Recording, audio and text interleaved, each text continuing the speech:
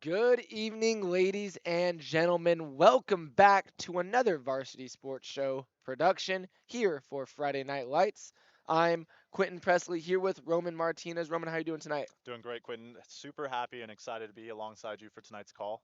And yeah, let's see what tonight offers for us. Yeah, so right here in tonight's game, we are going to have the Cesar Chavez champions hosting the Mountain View Toros for an Elite 6A Fiesta showdown. We are right of the Pledge of Allegiance is about to begin, so we are going to roll some pregame interviews that our sideline reporter Julia Coyne did. Stay tuned. Julie Coyne with the Varsity Sports Show here with the head coach of Cesar Chavez High School, Coach Hovick. Coach, big game tonight. How are you feeling? We're excited for this opportunity. Mountain View is one of the best teams in the state. It's our homecoming game for the region championship. These are the moments we live for. Yeah, they're a big offensive team. How have you prepared your team defensively for their offense? They don't have a weakness, and it starts with their offensive line. Those guys are massive and nasty. Quarterback is terrific. Great run game, great pass game. They do it on both levels. What is your goal to see out of your team tonight? No quit. No quit till that final whistle blows. Our guys are going to leave everything on the field. Perfect. Thank you so much, Coach. Good luck tonight. Thank you. I appreciate With it. the Varsity Sports Show, I'm Julia Coyne. I'm Julia Coyne with the Varsity Sports Show here with the head coach of the Mountain View Toros, Coach Litton. Coach, huge game tonight. How are you feeling right now? We're excited. This is what you work for, is to play for region championship. And, you got two teams that are undefeated in region play, and we're excited to see, who comes out on top. What was your main focus in practice this week going into this game? We just need to play our style football, which is clean, physical, fast, and I thought, hopefully we come out and do that. For sure. What's the main goal you're looking for tonight from your team? Yeah, so we want to play clean in terms of not giving nothing away. We want to limit penalties, turnovers, and self-inflicted things. Thank you so much, Coach. Good luck tonight. Thank you.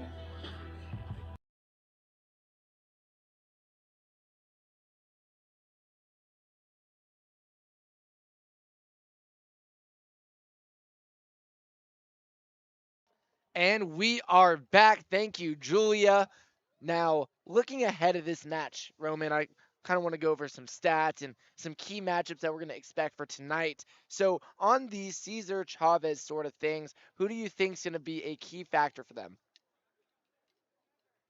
Yeah, I mean, it all starts in the hands of their sophomore quarterback, Mason Penrod. I mean, he's got 1,192 yards on the season, 13 touchdowns, 6 interceptions. So looking to get that passing game going.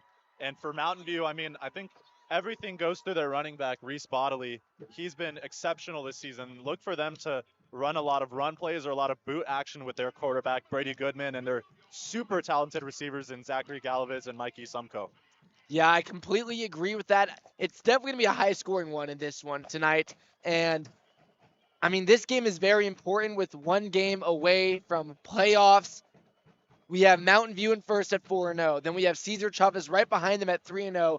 If Cesar Chavez wins this one, they go ahead in the 6A division of Fiesta.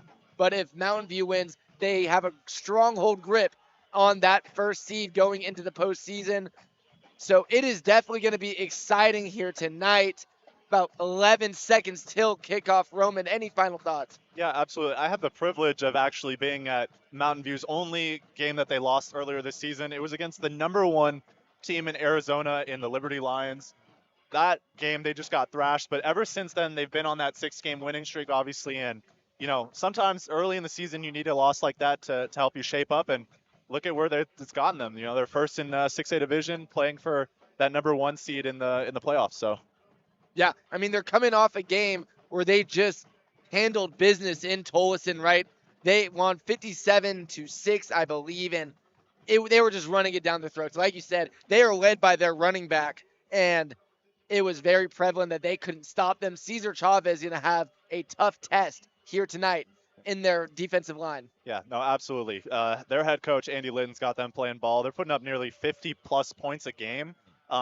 Last time we checked, I mean, on the season, that's over like 400 points in total across all the span of those games. So should be an interesting matchup tonight against the champions who are at home, like you mentioned, 6-2. So can they, have that upset? Obviously, the Toros do travel well. they've won almost all of their road games except for the game against Liberty. So should be an exciting one today.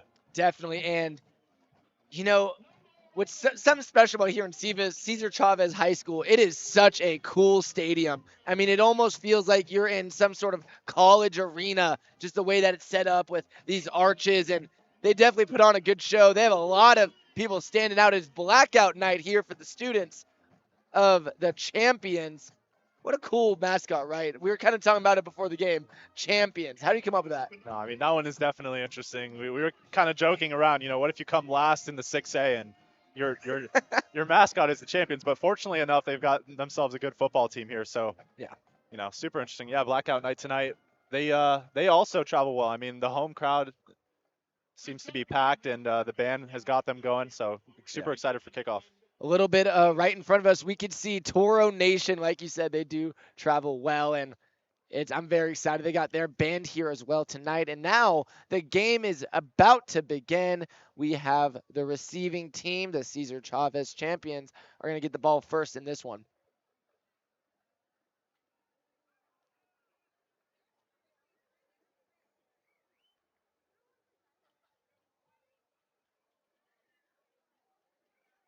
Returning for the champions, it looks to be number 3, Ferris Jenkins, and number 25, MJ Woodleberries, who will probably get it.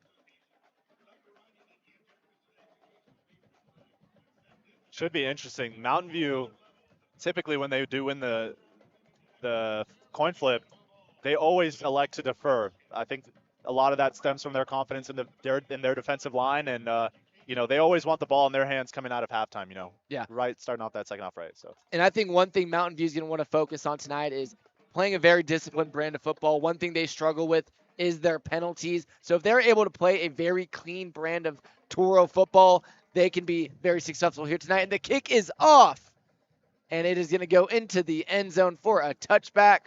Champions get it here at the 20. Yep.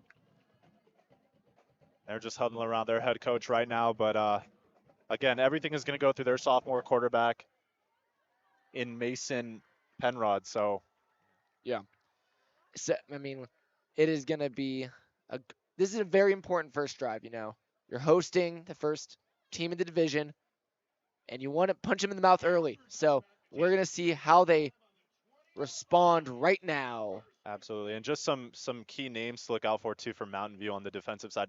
They play both sides of the ball. Mikey Sumko, cornerback, number 3. Keep an eye out for him. He's always going to guard, the opposition's team's best wide receiver. So he's playing on both sides of the ball. Super energetic, super lively. Should be interesting to see how he, manages that Travis Hunter type of role throughout the game. Definitely. And the first snap of the game is going to be a run, but it's quickly put down by the Toros. That was a great defensive stand right there to start off this one. Yeah, number 52 reading the gap there perfectly, stopping the running back from finding a crease, and it always starts good for Mountain View on defense. Now it's 2nd and 9. They can get another positive result out of this one, maybe force a 3-and-out potentially. Definitely. I mean, a 3-and-out on the first drive is something that could spark a little fire in their rear and get this one going. Snap is up. Penrod in the helm. Gets a quick little reception right there. That's Ferris Jenkins who caught it. And that's about, say, 3rd and 3. Very close to a first down. Absolutely. Penrod, way to find the flat right there. Obviously with the check down in his running back, they're going to need to find open plays like that where Mountain View gives them yards all game long just to move the sticks, get them down the field. And for Penrod, who has, 13 touchdown to a 6 interception ratio, getting his arm warm quick is what they want to see for the champions. And this first drive is super important. 3rd down here. Definitely looking to get the ball down the field. Penrod has it, and it's caught. That's going to be a champion first down. Yeah, risky throw there. Good way to secure the ball by the wide receiver. Mikey Sumko is going for the pick on that one. If he had caught in that one, he would have been gone easy. Nobody else would have tackled him for 6. So first down, good way to get the first 3 downs out of the way. Definitely. And Penrod there and Co is going to hand it off for a quick run, try to get the Toros lacking, but they were 10 toes down and were able to put down that run very quickly for a gain of 1. Yeah, the Toros super disciplined with the run game right now, but if you're the champions, good balance.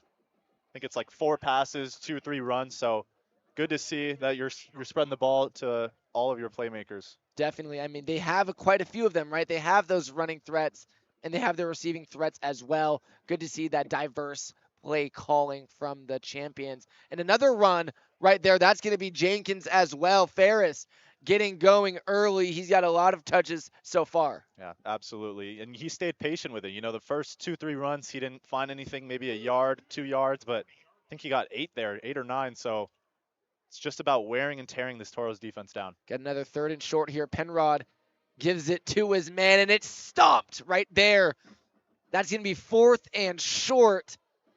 I think the champions are going to go for it here. I think you have to. You're at home, you know, blackout night tonight. The fans are still piling in, and, you know, it's only a yard. So with how this drive has been going, I think you got to keep up the momentum. And Penrod decides to get it himself. Big dog pile right there on the first down line. We're going to see the call. We got one ref saying no good. What do you think here, Roman? yeah, I think they're running off the field. It looks like they got the stop, Mountain View, but good. I like the aggressive play call from the champions. You know, you have to go for it there. You've moved the sticks already. You've already created some momentum, but obviously that one didn't go their way, and now we're going to get to see this Mountain View offense come onto the field. Definitely. I mean, if you're Mountain View, what a way to start the game. You have great field position, very disciplined, didn't do anything funky, and now they are knocking on the red zone right here at the 40. And look for Bodley to get this handoff to start them off. And like you said, I don't think that was Bodley. That was number 4. Oh, no, yeah, you're right. Reese Bodley. And he got about 4 yards there on that carry. Yeah, he's elusive. He can really get quick. If you try and mistackle him or, you know, make the wrong move in the gap, he will make you suffer. And kind of see that was like the easiest 3 yards that you could possibly pick up from that situation right there. So definitely. And now it is about 2nd and 7. Goodman gets it. Oh, that was sorry. I got faked out there by Goodman, and that was actually Bodley once again getting spoon-fed for the first down. Yeah, absolutely. They're going to go back to him, you know, time and time again, especially like I mentioned before, look for Goodman to hit those, you know, play action boot plays where he rolls out and hits his receivers, but really fake that one there back to Bodley, and now they're inside the 30. So yeah, great couple of plays right here for the Toros. They seem to be clicking nicely, and Goodman is going to look to throw this one, airs it out. Number 13 caught right there. That is Talon Arnett, his number 1 man. Yep. Armin Arnett, great adjustment on the ball. It seems like he lost his defender there on the process, but was aware of the safety enough to secure that ball, getting out of bounds, and now they're inside the red zone, 1st and goal. I think what you said earlier is really coming to play here. The Bodley show is definitely a threat. I mean, you have Bodley and you have Barney as well. About 13 touchdowns rushing total. And they're going to try to push that one up the field, and they're going to get it. Touchdown, Toros! Oh my God, perfect first drive for Mountain View, especially as the visiting team. You know, you're playing against a team that's 6-2 at home, blackout night. Their band is getting going.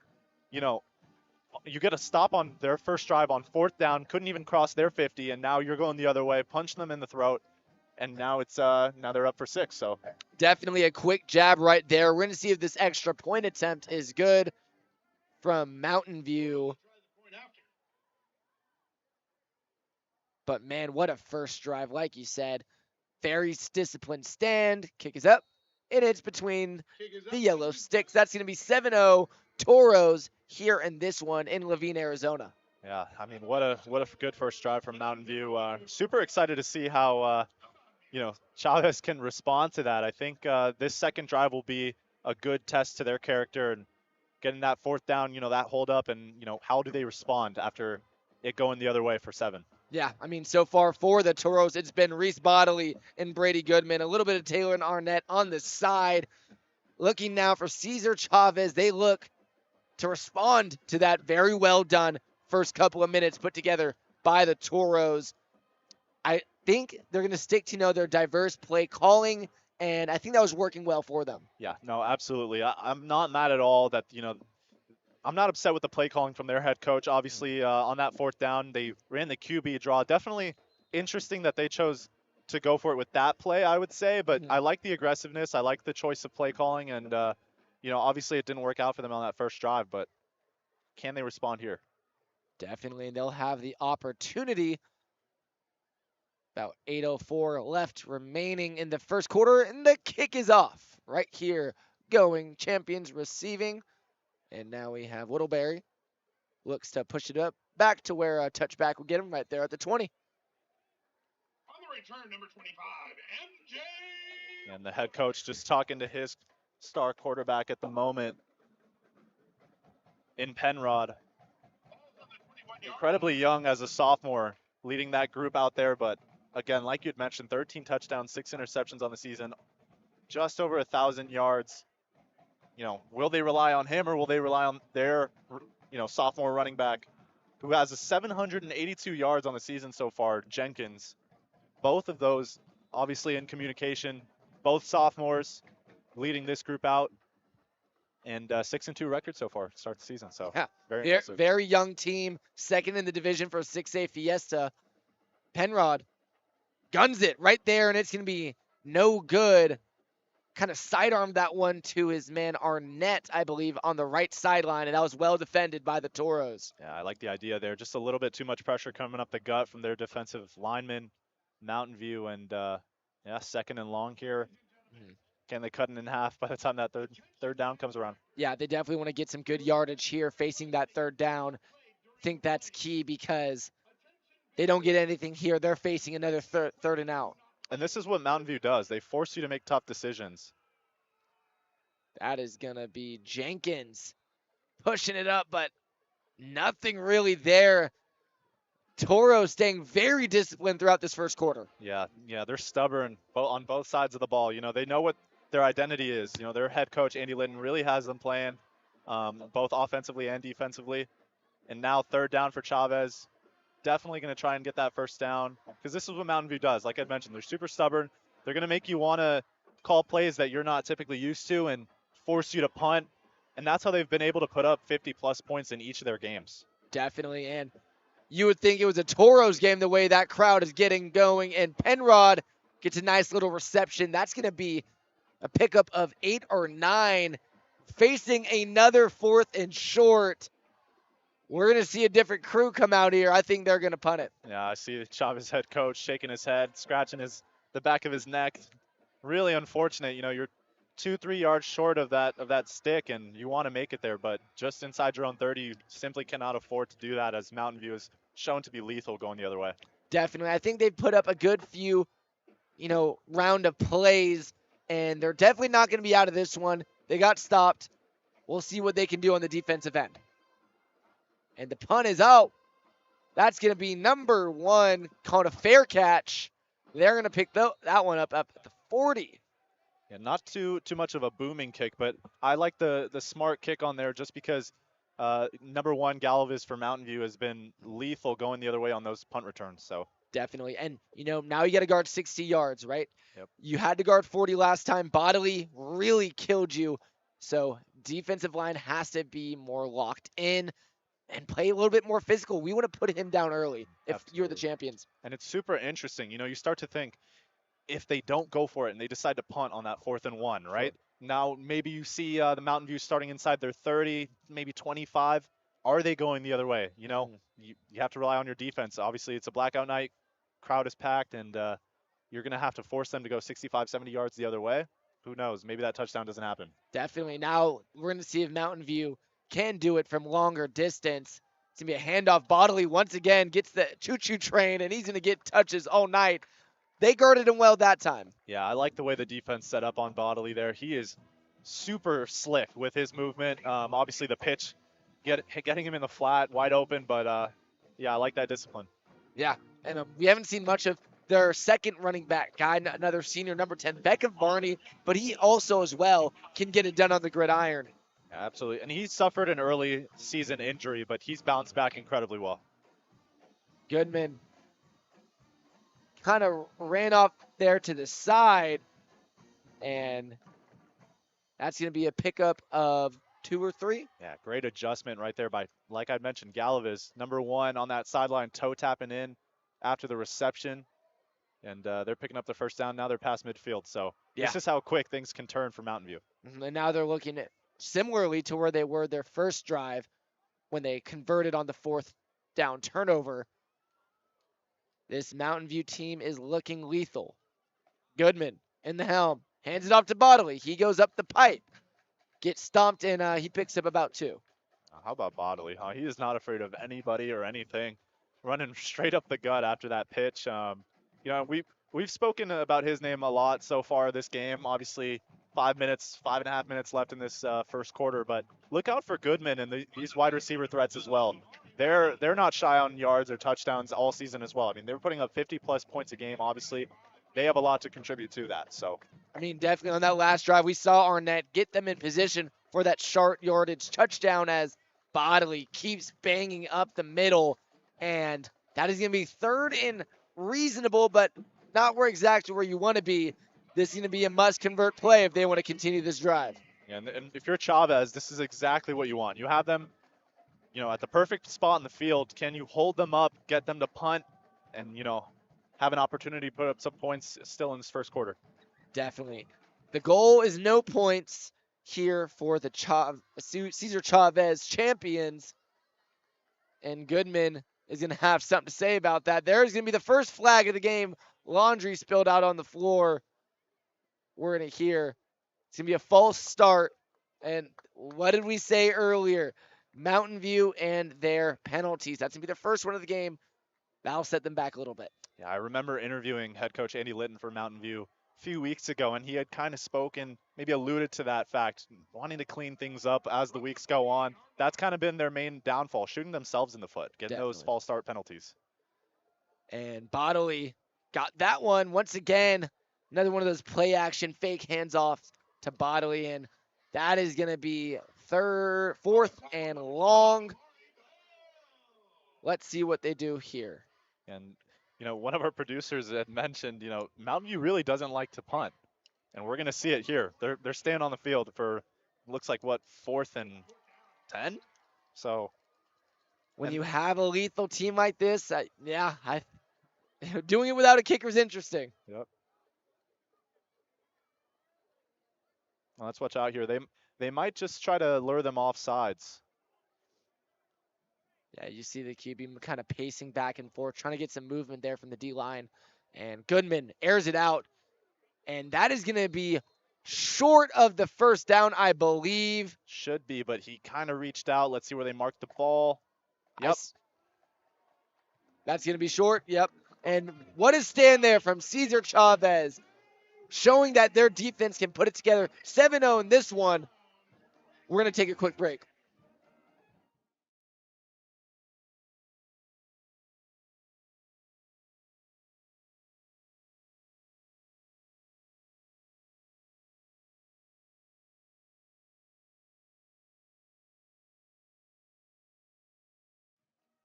And we are back. Hope you guys didn't go anywhere. 7-0 Mountain View leads this one. Cesar Chavez just got converted on the turnover, and they have the ball heading their way.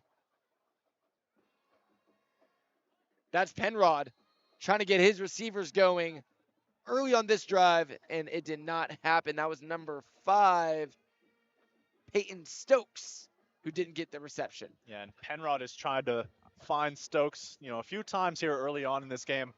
Just something I wanted to throw out there. Mountain View, obviously with that quick touchdown.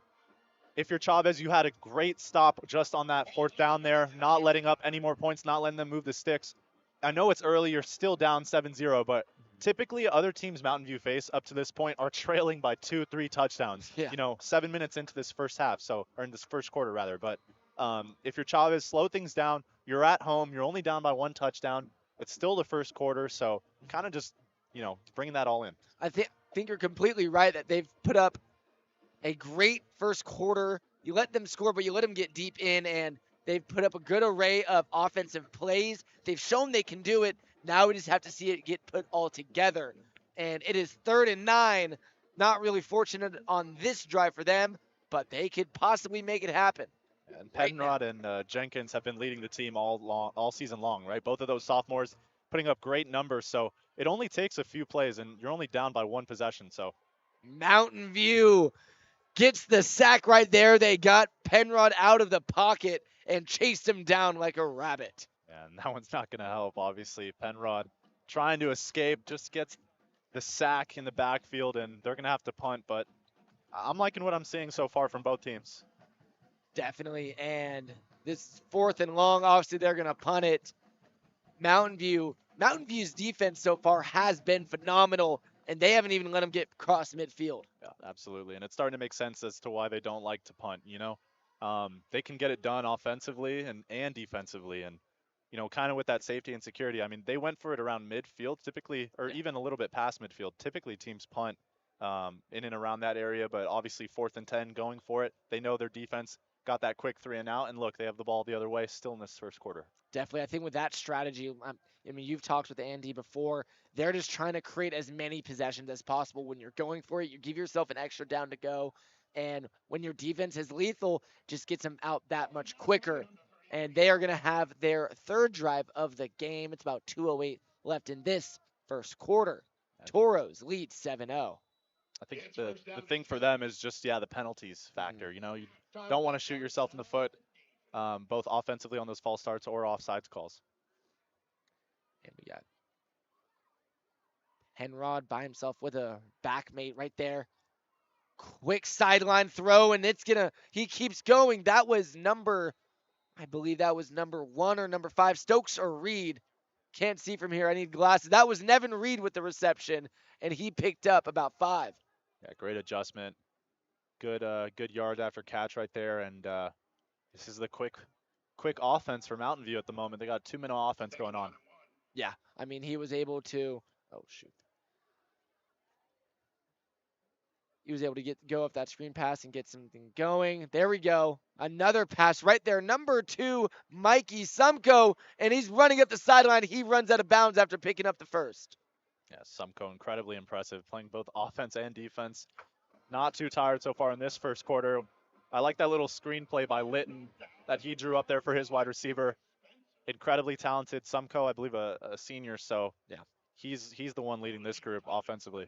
We're seeing kind of 2 different dynamics from these teams. We have a much older and veteran team with the Toros, a lot of seniors, a lot of juniors, and they're going against a young Cesar Chavez team that's still trying to put it together, as that's number 1, Zachary Galavez, who's getting a lot more touches this drive. They've seemed to be really airing it out here in this one. Yeah, absolutely. You could tell they know their identity. If it's not Bodley on the run game, it's quick screenplays to Sumko or Galavez or, a play action, potentially getting some wide receiver down the field across some sort of boot play. Mm-hmm. But they know they know who they are. They know what they want to do. Just get the ball into a playmaker's hands and really see what they can do. Grass is always greener on the other side, and they're going to try to achieve that. Right here, we got a quick run. Number 5, that's Beckham Barney finally getting into the game and getting some action. He picks up the first. Sticks are moving. Yeah, absolutely. The quarterback, Brady Goodman, incredibly talented. I've covered a lot of Mountain View games so far, but haven't seen him run too much, and it's good to see that he has that dual threat there. Yeah, it sucks when you're tired of guarding Bartley. Here comes Beckham, right? I know. Right down the pipe for some more. For the defense, where is your break? When can you catch a breath? And Brady Goodman is in the shotgun here. Has the snap. Another quick pass right there. And Mountain View's offense is just clicking right now. Absolutely. And that's, I think they threw it to their backup quarterback, actually, number 18 on that play, which is just goes to show the athleticism that they have at all sides of the ball. If it's not their backup quarterback, it should be their tight end. Mm-hmm. And it looks like we'll get our first timeout here. Yeah, so we're going to take another. Well, actually, before we take a quick break, 7-0 Roman. What have you seen from Cesar Chavez that's been impressive, and what do you think they can do better to get back in this game? Yeah, they're doing their best to stop the run. They haven't been terrible at it. Other teams, honestly, would have suffered more against Bodley. Bodley is incredibly shifty, going through those creases and gaps, but I like that they're doing their best to stay disciplined. They're only down by 1 score. If something goes wrong here for Mountain View, not saying it will, but things can go the other way. And Mountain View, I mean, they've been incredibly disciplined on both sides of the ball. Obviously, going for it on that last drive didn't work out, but now they have the ball back in quick succession and looking to go the other way again for their second score of the night. Yeah, definitely. I mean, the Mountain View Toros, they love to get up early, and so far it has been one of their slowest games this season. Only one penalty the first quarter. Could have been more. We could keep that the same amount going into halftime. I think Andy and co is definitely going to be really happy. Yeah, absolutely. Especially on the road. Again, like we had mentioned, this champions team is no slouch either. They've only lost one more game than Mountain View has, 6-2. So incredibly good matchup here. Both of these teams are going to be in the playoffs. Yeah. That's what you like to see, especially when it comes to the last matchup of the season, And regular season. And it is 6A divisional. All these teams in this division are very good and very well rounded. And like you said, both of these are going to be playoff teams. You'd like to definitely sneak one and kind of get the edge early here on Friday Night Lights in Livian, Arizona at Champions Field. Absolutely. So with the quarter ending, we got the field swap, obviously, and we got them going to a different direction of the field. This Mountain View offense huddled up right now, preparing to finish off this drive. They'll be at the 30. It's 2nd and 6. Goodman has it. The fake handoff, and Goodman, wheels are rolling round, and he takes the belly flop dive after picking up the first down. Smart play there by Goodman on that read option. Faked it to Bodley, going the other way, juked out a defender, and I was going to say the coach wants their quarterback to slide, but he belly flopped there. Yeah. It's kind of like a little slip and slide on the backyard, just going out there having some fun. And that was a fantastic read, as you just said. And that's going to be 1st and 10 already in the second quarter. The drive extending. That's what they really do well, is keep drives alive. And Bodley right there just continues to pounce up the middle. Absolutely. Good job by the Chavez defense there to close that gap and forcing a 2nd down. Mm-hmm. Like you'd mentioned, that's kind of their whole thing. They keep these drives alive. They know that they have 4 downs either way, right? So they're not afraid of anybody. It just makes them that much scarier when the teams know that they don't care and they will go for all 4th downs. And Goodman rolls out left. That's going to be Arnett wide open. Taylor Arnett with the touchdown for the Toros. That was a dot by Goodman. I mean, rolling out on that play action to your left, try throwing a ball rolling out to your left with your right arm. It's incredibly difficult to be accurate on that throw, and he found Arnett with ease right there. Yeah, very skillful play. Just goes to show how elite Goodman is as the starting quarterback. And Mountain View sends over another punch right there, and it's 13-0. We're going to see if this extra point is good. 3, 2, 1, boom. In there, 14 zilch. Toros. Chavez now facing a very different game. Down 2 scores. They need to find some success on this drive. Yeah, I mean, at the very least in this quarter before the half ends, I mean, you can't go down, 2, 3, 4 possessions without finding some sort of, punch back. You can't let Mountain View roll all over you. That's what they do to these teams back to back to back, in weeks past. So that's what we've seen. And I mean, as far as, when it came to their first loss, they lost against the Liberty Lions. They got blown out. Liberty was at home. Yeah. They had that privilege of being at home with their home crowd behind them. They knew that what plays that they wanted to run, and it ended up working out for them. So can Chavez turn things around? Know that you're at home. Know that you have the home crowd on your side and get things going. Definitely. You just have to find some light through the smothering defense of the Toros and really break free. I'd love to see some first downs get gained in a really extended drive. A field goal isn't bad for them. They need to find some sort of points on the board. Absolutely. And Mountain View prepares to send this one. Number 15 from Mountain View. It's kind of funny.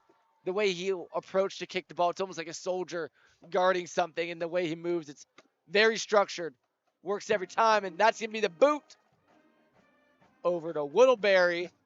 Let's see what he can do. Routing up the middle. Stopped again right at that 20 spot. They seem to be starting all their drives here tonight. An opportunity, new drive, a new opportunity. Chavez is going to have to really put together and piece together the run. They've had good runs. They've had good throws. Now put them together and see what we can do. Yeah, it almost seems a little bit too predictable, right? When they want to use Penrod's arm or, put Jenkins on the ground in that running game, can they kind of switch things up? Maybe run on that third down, unpredictable. Throw things off so that this Toros defense can't get on top of you and just smother you. That's one thing is when they sniff predictability, they pounce on it. They know how to get their team the ball again. As another screen pass right there, getting the arm out early. That one actually was guarded very well by the Toros. Can be a gain of none, if not one. Second down. Yeah, and I'm actually not mad at that play call. They fake the handoff to Jenkins and then throw it out for a screenplay. If they had had a little bit better blocking on that wide receiver on that edge, who knows? Maybe that's going for a first down or some positive yardage. Again, just kind of making things unpredictable, throwing on first down as opposed to running. I like that. Definitely. And that was right there. That's going to be 2nd and 10. Mason Penrod skirts right, throws, and that is going to be deflected. No good. Great defense there by number 3, Dominic Gerard of the Toros. And 3rd and long, once again, for their 3rd straight drive. Yeah, Gerard covering that one in front, and they had their safety behind the wide receiver as well. Penrod just trying to needle that one in, couldn't get it through to his wide receiver, but let's see what they cook up here for this 3rd down. This is an important drive for Chavez because if they don't get this one, they're punting it again. Mountain View's coming all the way down the field, 3 touchdowns. I mean, it's incredibly difficult to come back from that one. Yeah.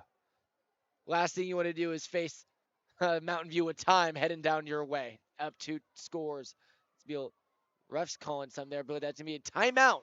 Cesar Chavez. And as they take a timeout, so is the Varsity Sports Show. We'll be right back for more.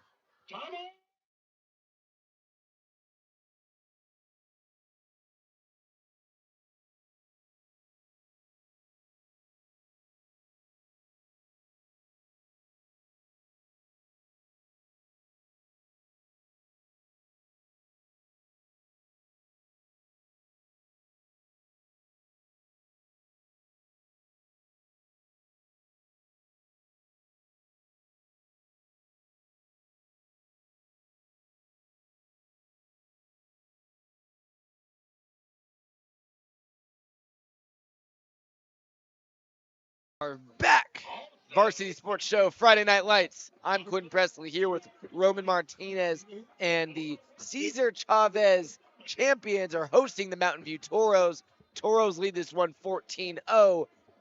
Chavez champions are facing a 3rd and long in need of a desperate first down. I expect Penrod to throw the ball here. Penrod goes deep, and he overthrows.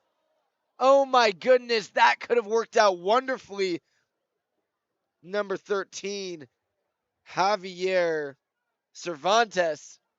Cervantes right there, yeah, just in the slot, going up, just ran a streak, and Penrod overshot him a little bit. You saw the idea there. He would have been absolutely gone had they connected on that play. Penrod, maybe that's kind of the youth in him, a little bit of inexperience, obviously starting quarterback this season, but just maybe having that patience to hold on, let his receiver get there, and then absolutely throw that dime. But not bad play calling. Again, this is just what Mountain View does. They make good teams look bad, and it's incredibly unfortunate. Like you said, that was a great play call, and Cervantes was able to sprout open, and Chavez is pounding it again, as that was guarded very well, tackled right down before any movement at the 50, and Mountain View already across half field in their drive for this one. Yeah, great tackle there. Honestly, I don't think you viewers at home understand. Zachary Galaviz has almost every punt return that he has secured is for positive yardage. He doesn't go the other way around. He doesn't, just stay where he is. He always is bringing that thing up 20, 30 yards. And, he sets this Mountain View offense up in good red zone territory most of the time on those kicks. So super good tackle there by that Chavez defender. That's key to setting up your defensive stance here. Yeah, really everything with Mountain View is in sync. It's every link matters and does their job, which makes them so lethal. As Bodily, the head of the snake, keeps punching forward, he picks up a nickel of yards. Absolutely. good way to avoid the tackle there and slip through that. Like you'd mentioned, gaining 5 just makes it look so easy. That was the easiest 5 yards that you could gain there. Now it's 2nd and 5. You're across half field. They're going for their 3rd score. Especially in the fall, it's with Bodley right there, punched back, and that's going to be 3rd and 6. It's here's Johnny. Well, here's Bodley coming right back, and every time you snap it, you know he's coming. Absolutely. It's Halloween season. Definitely defenders need to be scared of Bodley as he comes up those gaps. 3rd and 5, actually, with about 9:15 remaining, under 10 in this second quarter. And this Chavez has a chance to stop the Toros for the 2nd time this game. Now we have Mason Penrod, and he gets stopped right there. Tackle by number 10. That is going to be before the first down marker, obviously, but they don't got a kicker, so they're going for it. 4th and 3, definitely manageable and expected for this team. Yeah, absolutely. Huge 4th down here for both teams. One thing I'd like to point out, good adjustment there by Brady Goodman at the line of scrimmage.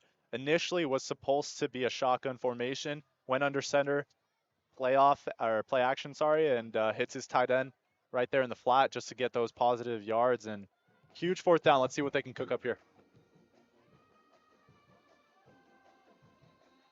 There's going to be a timeout right there. Coach Andy Litton must not liked what he saw, and he's going to bring the team back and readjust this 4th down play. That was Goodman, not Penrod on that run. But I feel like they're definitely comfortable in this situation. Yeah, no, absolutely. Yeah, he probably just didn't like what he saw out there, maybe in terms of formation. Wants to cook up a good play here. There's obviously no rush. You're in control, in command. You're up 2 scores. Yeah. 8 minutes left to go in this second quarter, and yeah, he probably just wants to see how he can get those 3 yards as easy as possible. And just make sure they keep extending these drives, that they just provide length. And yeah, I mean, you're gonna see Goodman, Bodley, Barney right there, and Arnett on the sideline, ready to get this one. And if it's not one of them, a lot of the time we'll speak about Bodley one week, and then the next week it's Goodman, and then the next week it's Galaviz and Sumko and Barney, and you've just got too many threats offensively. They can share the wealth, and in these post-game interviews, they all love their teammates. They're super proud and aren't selfish at all. So if it's not them one week, it'll be them the next week. Right there, Bodley breaks up the middle, and of course get a secure 1st down. A great play call right there by Litton. You see him with a little fist pump on the sideline, and ran to perfection, really. Bodley really knowing how to secure those 1st downs, especially when it comes to crunch time on important downs like 3rd and 4th. And if you score on this drive, obviously that little timeout's the little things that matter. Just readjusting something small can make for something big. So this one extends 1st and 10, and at the 40. Goodman, screen pass right there to Arnett, who tries to make something happen, picks up 3.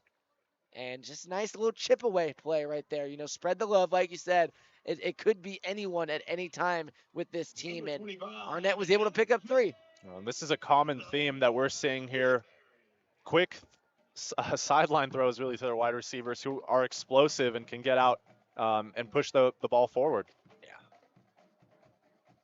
Yeah. It's easy both on the ground. We mentioned it earlier. Bodley will get like 3 or 4 yards, and it'll look super simple, and then they'll throw it to their wide receivers, get 3 or 4 yards, super simple. And just stringing those together and plays like these on the play action boot. And Goodman wasn't able to connect right there with number 2, Mikey Sumko. Almost happened, but good defense by the champs. Yeah, and that was a good play call. It just went off his fingertips, but again, like I'd mentioned, kind of just stringing those plays together that they do so well with. And just it's really coming back to they know who they are. They know what they want to do with the football when they have it. And it's funny because right now they face a 3rd and 6, which for most teams you'd say 3rd and long. But for them, you say you have 2 plays, right, to get 6 yards. And it almost just changes the football game looking at it from that different viewpoint. Yeah, and maybe if you're a Mountain View player too, it kind of takes that pressure off. You feel the ease. You have 4 downs to get there. That's Goodman right there. smokes it out deep, and that is Sumko, and he brought it down to the house. +6 for the Toros. My goodness. I mean, I don't know who to accredit more on that play. Goodman or Sumko? What a ball. 50-50 in the air. Really just shoves off the safety and lures that one in for the third touchdown of the night. Mountain View putting on a show on the road. That is going to be Mikey Sumko's 4th touchdown on the year. He's been one of their options all season long. And yeah, well, what about that? You just go put it right there on the money and say, go. You trust your dude to go get that ball, and he brought it down. What a phenomenal catch. We talked about 3rd and 6, right? Maybe looking short term. Oh, fake here. And that's going to be 2 more to the column, 22-0. That was Taylor Arnett able to fake out the Chavez defense, and it is a completely different game. Down 3 and more scores. The Chavez champs face a huge deficit on their home turf. Yeah, interesting play call there from head coach Andy Litton. He definitely wanted that one for his own personal enjoyment. I mean, to get the 2-point conversion after scoring your 3rd touchdown, 22-0. But yeah, just getting back to those plays, I mean, incredible effort from the Mountain View offense, and this is what they do.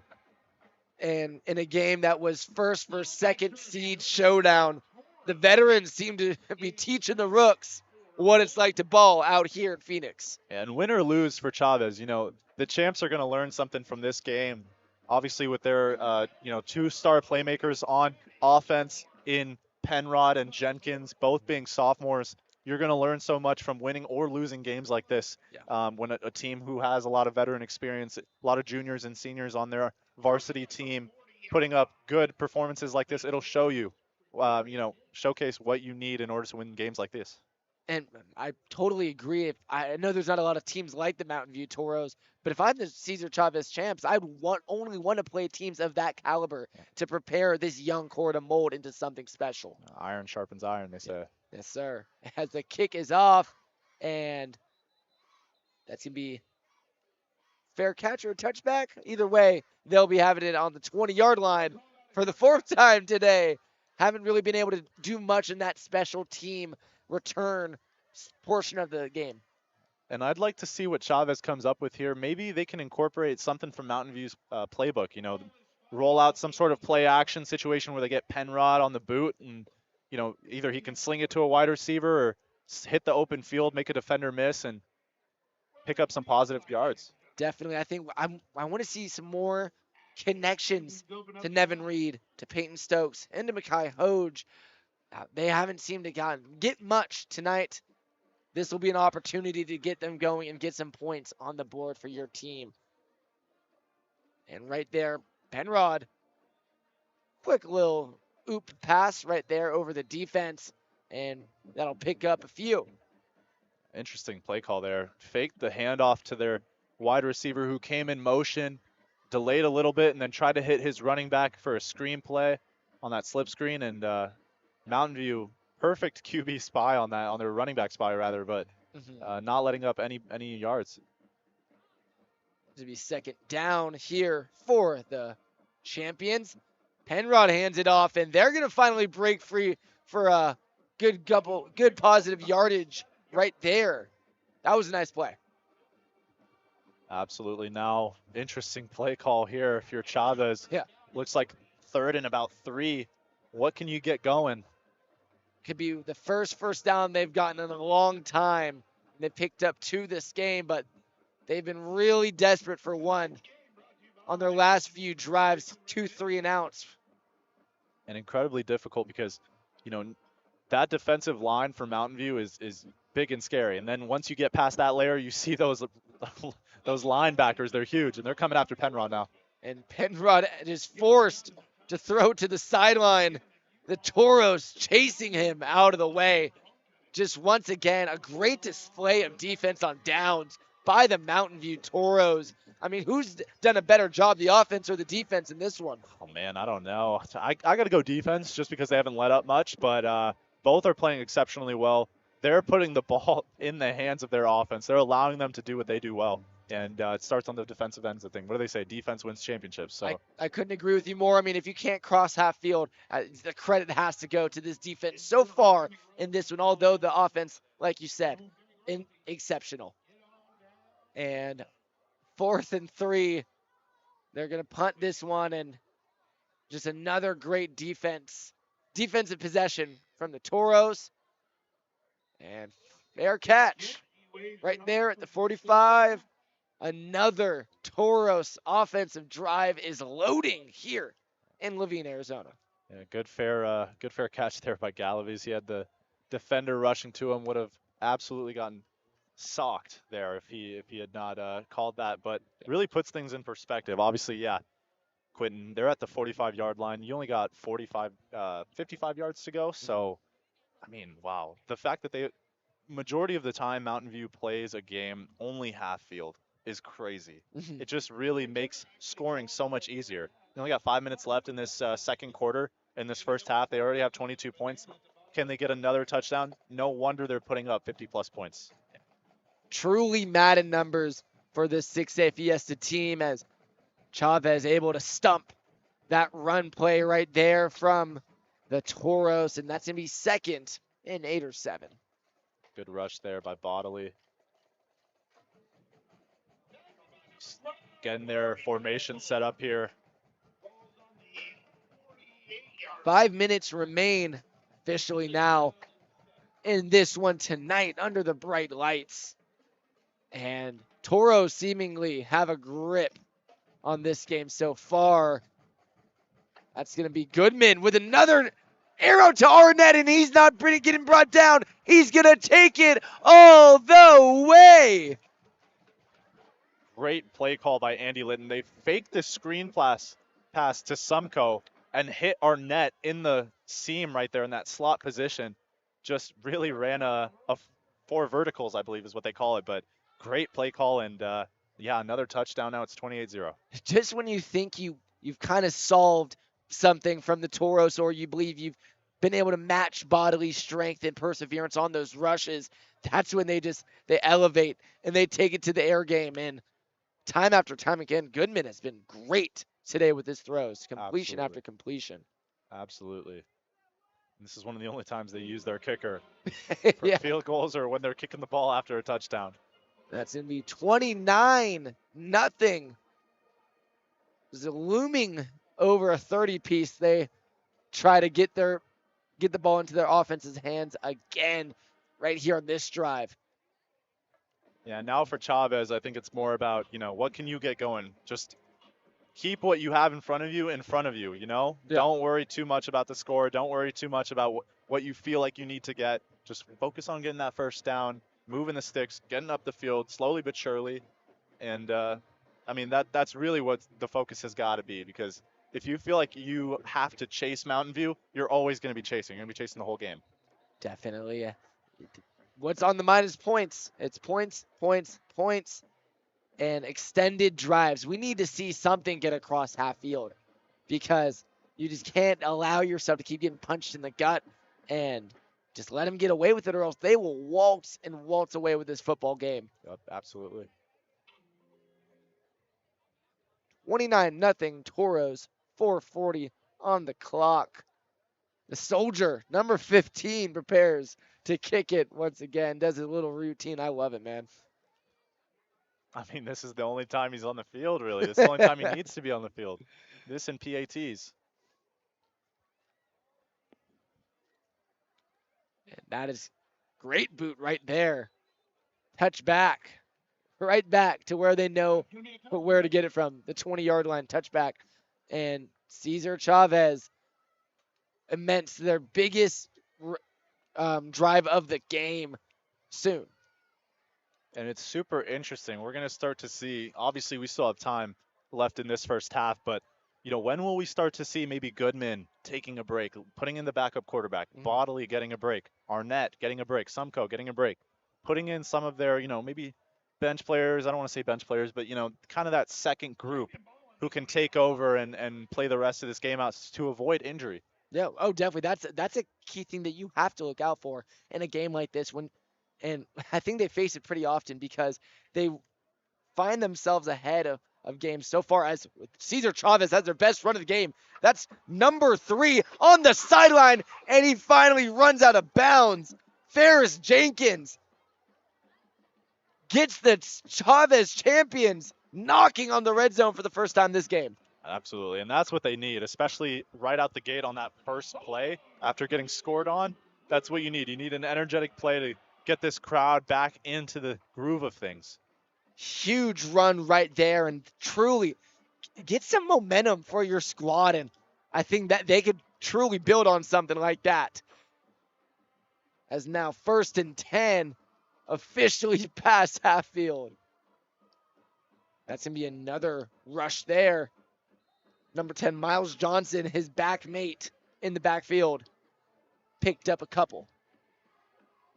Yeah, Johnson and Jenkins, both of them carrying the load for this offense on the ground, as Penrod just gets the play call from his head coach. Across the midfield line for the first time in this game. Should be interesting to see what happens, but can you get yourself in field goal position? Yeah, I mean, before this drive, it was points on the mind, and they're going to have to chip away and get something. Put some points in your column and don't get blown out in this first half. As the Toros, just right as a group, able to put Penrod in his place. 3rd down. Good job by Penrod holding off his defender and throwing that one away, but now we're worried about intentional grounding here. And that is exactly what it's going to be. Intentional grounding on the Cesar Chavez champs. That was Penrod who committed that one. Their first penalty of the game. And that's the last thing you need, especially after an explosive play that you just had. Now you're maybe cutting that deficit back, almost back to where you were when you had that explosive play. So yeah, not good for the home side here, but good adjustment from Penrod, I guess, not to get that sack. Didn't really pay off offensively, though. Oh, yeah. Now they, like you said, a constant theme, shooting themselves in the foot. And 3rd and 29. Put down right there. And the Toros are going to get this one with 3 minutes and something remaining. Don't know the exact time what it's going to be when they receive the ball, but they have plenty of time to get in the end zone. We've seen them score quicker with less. I mean, this is absolutely ridiculous. I feel like, not even 2 minutes ago, we were talking about, oh, wow, we have 5 minutes left. It's only 22-0, only 3-possession game. And now they scored another touchdown. It's 3 minutes left, and they're going to get the ball back with an opportunity to score again in this first half. This is just what they do. They make good teams look bad. Yeah, and the punt right there kind of must slipped off his foot, because they're going to get that one right at the 40. And I mean, this one is going to get scarier. You guys can't see it on camera, but I'm just shaking my head for the viewers out there, because they're starting their drive again at the 45-yard line. Another 55-yard drive that they're going to have to get in order to score a touchdown. 2 minutes and 57 seconds left. And looks like they're keeping their main group out on the field. Yeah, I was going to say the only way it gets brighter for the champs is if the reserves come in, but they're going to stay put a little longer. This first half might be owned by the starters. And Brady Goodman leading the charge, just to an absolute masterclass so far. Fake handoff. Chavez didn't bite, and champs put him down. Absolutely. This game is definitely a highlight reel for those explosive playmakers on the Mountain View offense. And good adjustment by Goodman there on that play action read, just to keep it and go inside. Now it's 2nd and manageable, 2nd and 8. I can't believe I subbed out my Brophy defense for Cesar Chavez defense on my high school fantasy team. And this one is just getting obliterated. Bad decision for myself as a general manager. Agreed. And there's another penalty. False start again for this Mountain View offense. Yeah, and that's now their second. 2, they kind of get 1 a quarter. When you're up this much, I bet for Andy, it's a little bit conflicting, right? You don't like to see your team do that. They're better than that, but they're also putting up a great game so far. As Goodman flaring right in our net, being in the right moment at the right time. secures another reception for the Toros. These guys are just simply too talented. Goodman, great read there. Like you'd mentioned, after shooting themselves in the foot, I mean, that's the only way it seems like they're going to be stopped, if they do it to themselves, really. Yeah. I wonder what practices are like at Mountain View High School. Must be very competitive. It has to be competitive, because if you're not competitive, there's no way they're letting you touch the field. This team is up 29-0 with an opportunity to go again, and they've been flawless on the defensive side of things. Goodman, quick one to Arnett, bang, bang, and he's get prepared to move the sticks on that one. They're going to be at the 40 with 1:38 left. Can they do it?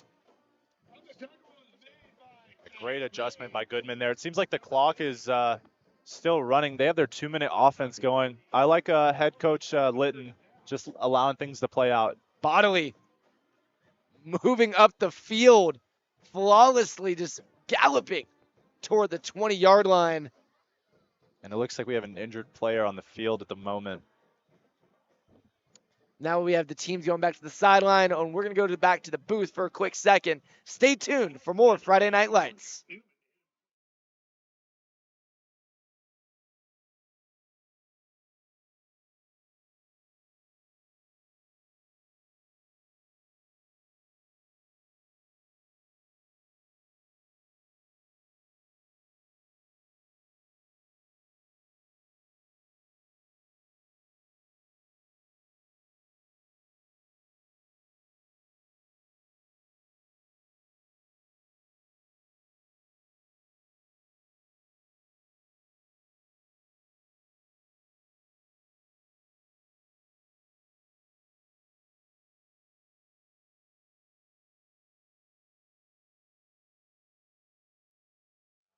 And we are back here for Cesar Chavez champs versus the Mountain View Toros.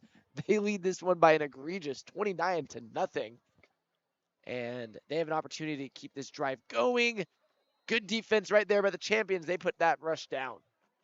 Good to see that champs injured player get off the field, being attended to currently, but should be interesting how the rest of the defense will bode as we're approaching just 1 minute left in this first half. And, that's kind of something that can happen when you're down that much. It's just the physicality. It's not what it normally is, and that's when freak plays happen. Glad to see him get off the field. And Brady Goodman, another dime, and just feeds it to Mikey Sumko for another great catch. Extended high, tucked it low, and got some great yak after the catch. Yeah, this is men amongst boys at the moment. That's the way they're playing. They're playing bully ball. Look, they're going to bully ball their way into this touchdown here. Except that's going to be one more flag thrown on the field. Offsides on the defense, it's not going to matter because they're already in the end zone. I bet they're going to deny that one. Guess we'll wait and see from the official call of the field. Yeah, I know Litton was balling up his fists, and hopefully that one's not on us. Yeah. They've already had 2 false starts this first half, and again, they're probably going to play bully ball again, push Goodman into this end zone to get the game going. Yeah, and so they're at the 1-yard line, and they stumble their way into the end zone. Not exactly sure who did it. Was that Brady Goodman? Most definitely was Brady Goodman, yeah. And that is going to be a touchdown for the Toros. 35-0 before the extra point attempt.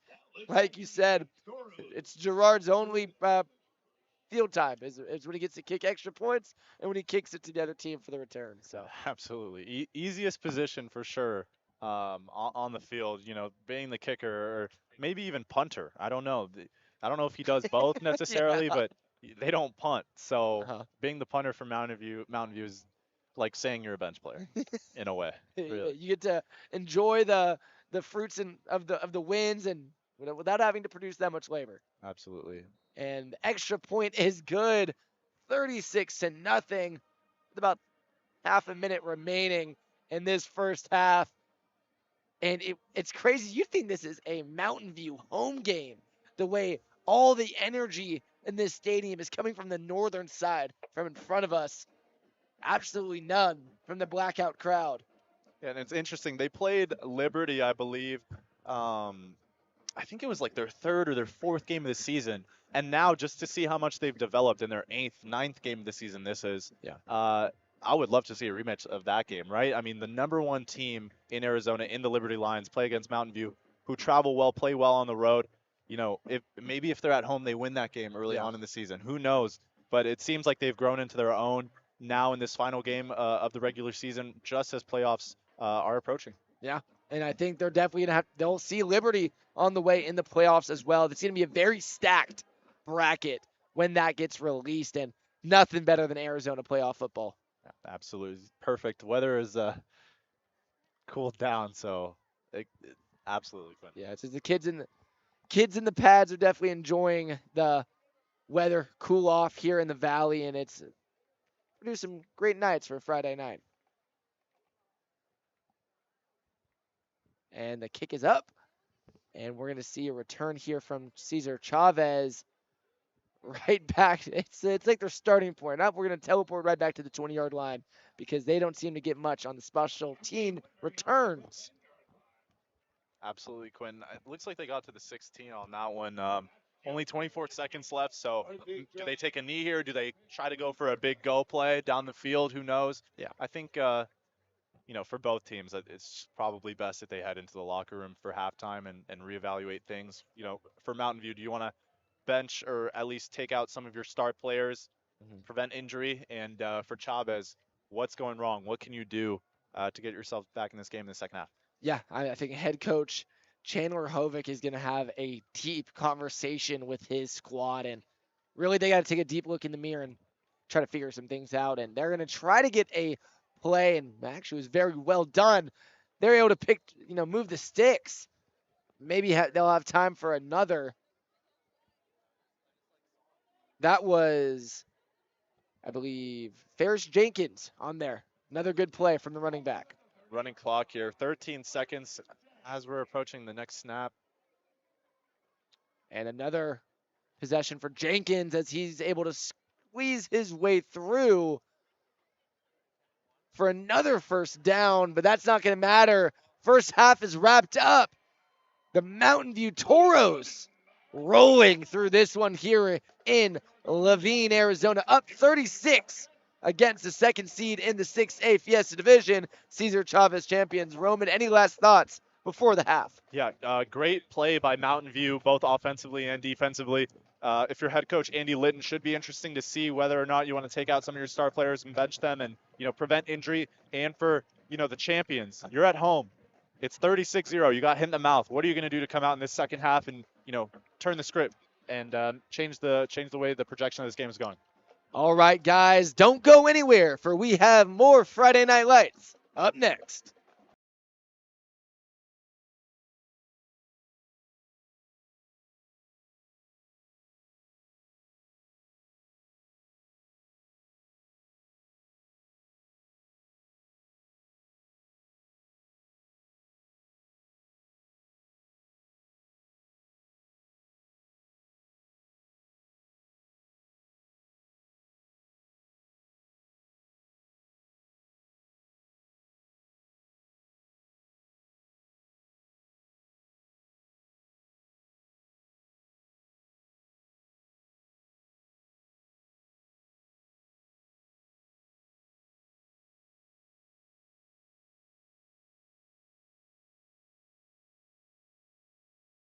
Hello, Varsity Sports Show. I'm Tomas Perez from Arizona State University, and I'm a second-year intern with the Varsity Sports Show. Let's look at our Xavier Gators flag football team. With 20 years of coaching experience, Coach Patterson has led teams in college, youth, tackle football, and flag football, including the U.S. national team for 10 years. His biggest achievements include seeing former players excel as professionals and parents. Currently, he coaches a girls' flag football team at Xavier, noting their strengths in unity and talent, but acknowledging challenges with the new half of the team, including a new quarterback. Despite starting the season with tough losses, the team has improved, winning 4 games in a row and now holding an overall in 5-4. Their goals include finishing with a winning record, potentially winning the region, and making the playoffs. Thank you. I'm Tomas Perez from Arizona State University, reporting with the Varsity Sports Show. This is Kaylee Summer Varsity Sports Show, and I'm going to be talking about Estrella Foothill pulls away late to defeat Buckeye. Senior running back A.J. Horn rushed 24 times for 164 yards and 2 touchdowns to help propose the Wolves to a 32-14 field on Friday night. Estrella Foothills secured its first win over the Hawks since 2020 after losing 4 straight times. So I can't wait to see what Estrella Foothills does this season. This is Kaylee Summer Varsity Sports Show signing off.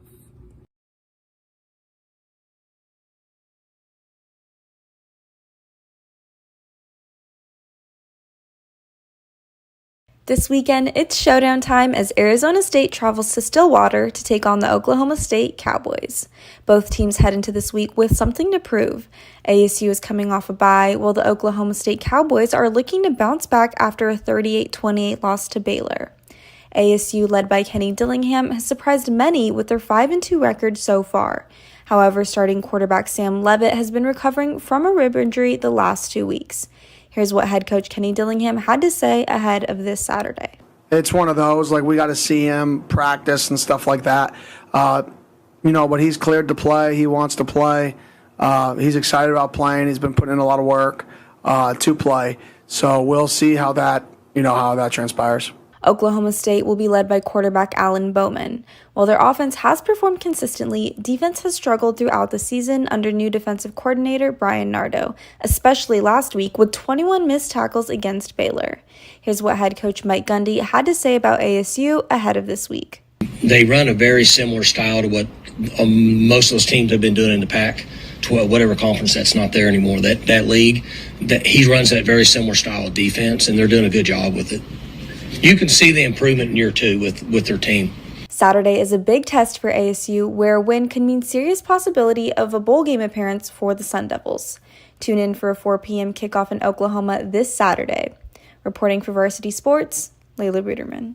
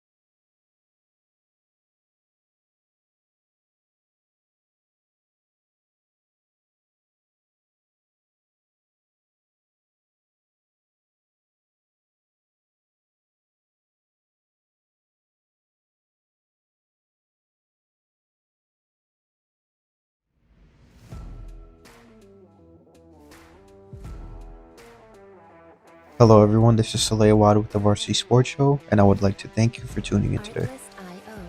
While the Arizona Wildcats' football team has continued to disappoint this season, a bright part of the year has been star wide receiver Tedero T-Mac McMillan. Through 8 games, McMillan has totaled 57 receptions for 982 yards and 5 touchdowns through the air. With 2 games over 200 receiving yards this season, T-Mac has shown nothing short of pure dominance when he gets his targets. The projected top 10 NFL draft pick leads the Big 12 in receiving yards during the program's first season in the conference. Along with Colorado's Heisman contender Travis Hunter and Missouri receiver Luther Burden III, McMillan is among the top wideout prospects that will be taken early in April's draft. Despite Arizona quarterback Noah Fafita and the offense's struggles under first-year head coach Brett Brennan, T-Mac has produced regardless of opposing defenses planning for him week in and week out.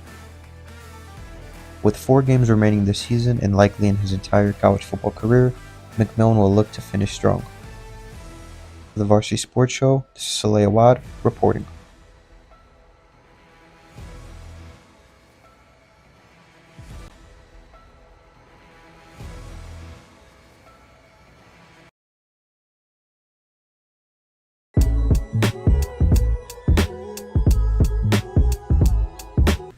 For Varsity Sports, I'm Matt Ross.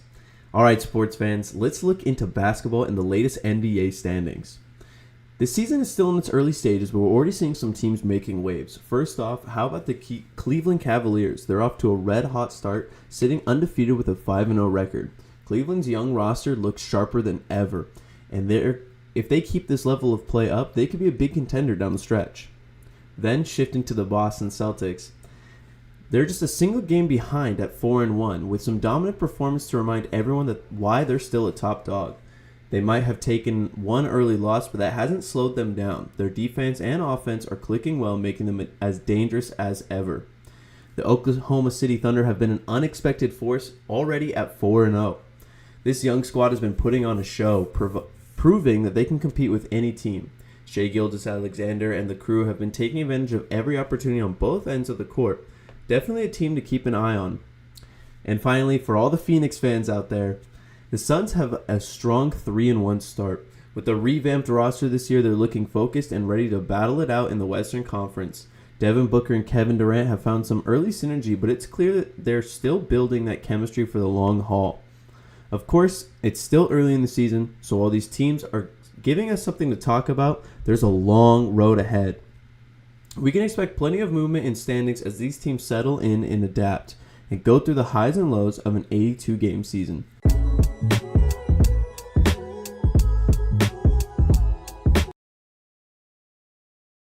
My name is Olivia Prickett from the Cronkite School at Arizona State University, reporting to you for the Varsity Sports Show on the incredible season that Sun Devil Volleyball has had in their first year in the Big 12. Now let's dive right in. The Sun Devils have had an outstanding go in both preseason and conference play. Now it's nothing new that this team is filled with both strength and high athleticism, but we can't forget to give credit to head coach JJ Van Niel, who has led the team to where they stand at this point in the season.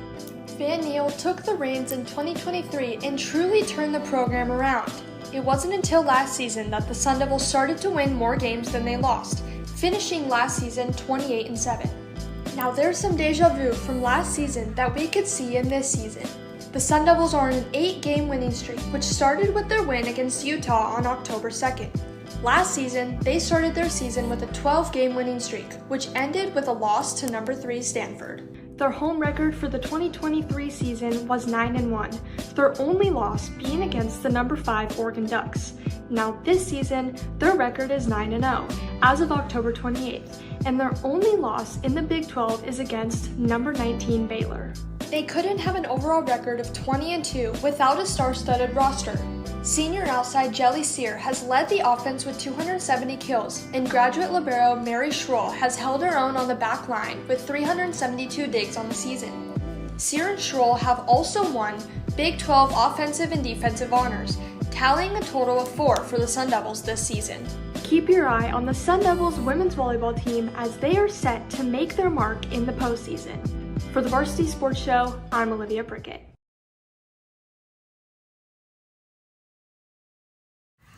The Arizona Cardinals have won consecutive games for the first time since October 24th of 2021.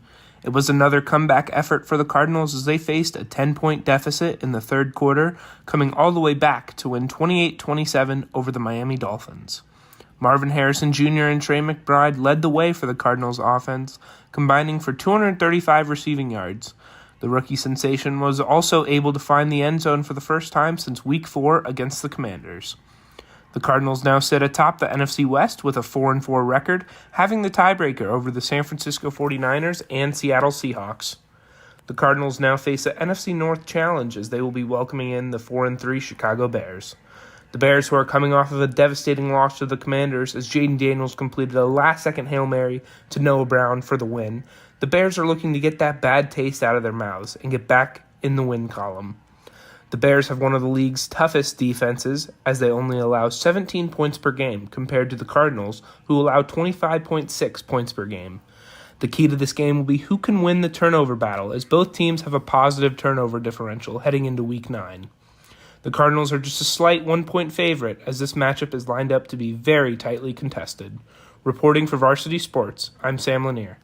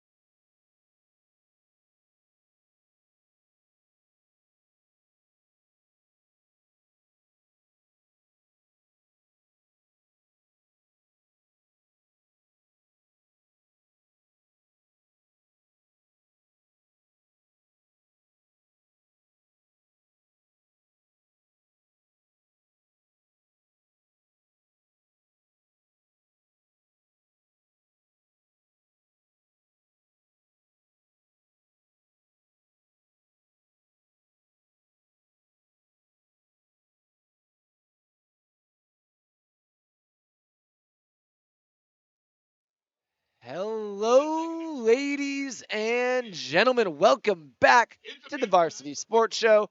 I'm Quentin Presley here with my color commentator, Roman Martinez, as we approach the second half of the Cesar Chavez Champions versus the Mountain View Toros.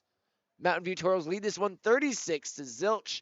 And so far, Roman, can you kind of break down that first half for us? Yeah, I mean, a near flawless first half. I'm pretty sure they scored on all but one drive, and that was the one that they went for on fourth down and didn't pay off rather. But again, wearing teams down, and they're going to get the ball in their hands to start the second half yet again. Should be interesting to see what happens.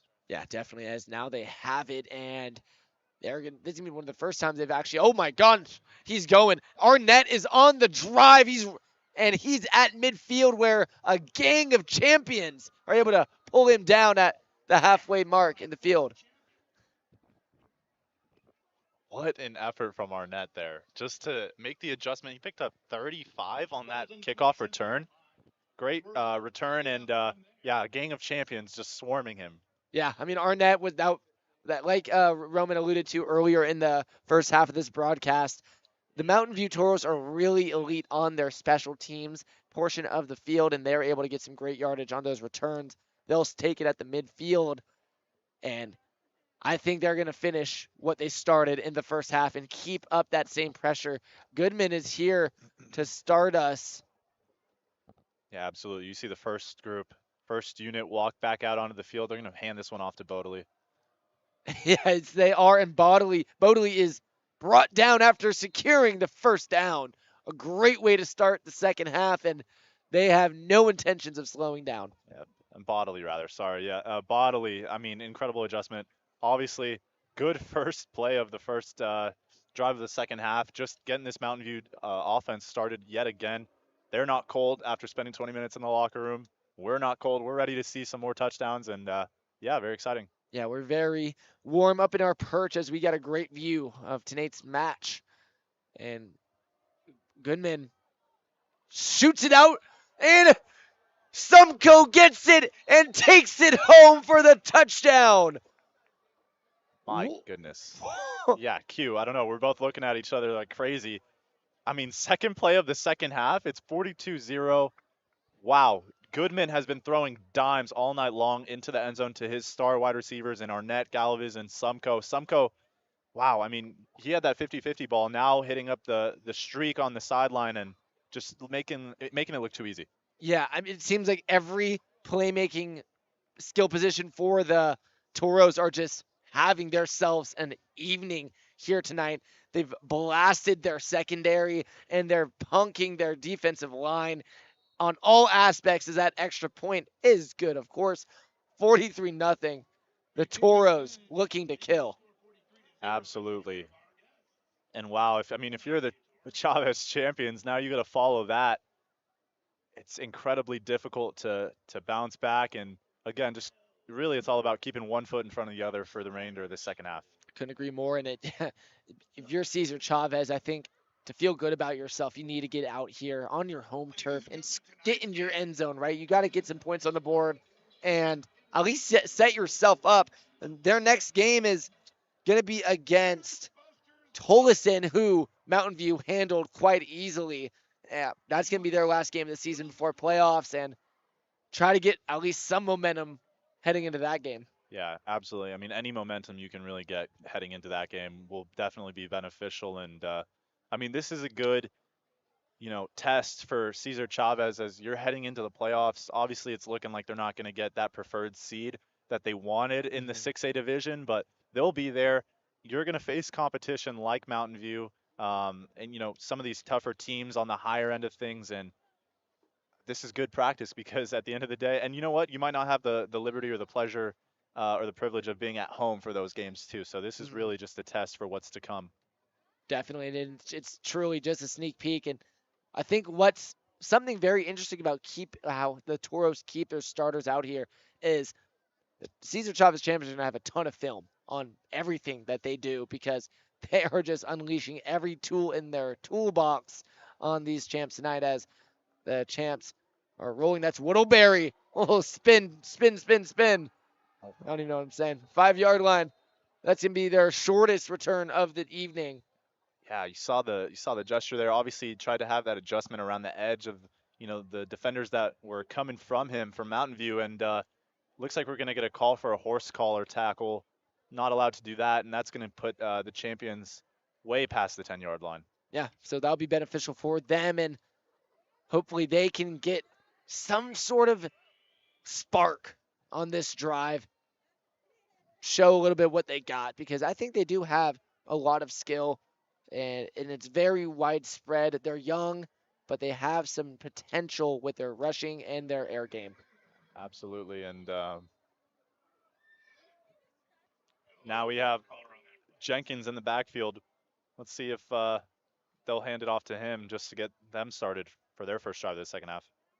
And Jenkins is going to be the one that gets the first touch, and he's swallowed up right there by the Toros. I saw him go in. I did not see him go out, as now as the dog pile clears. He's still alive, thankfully.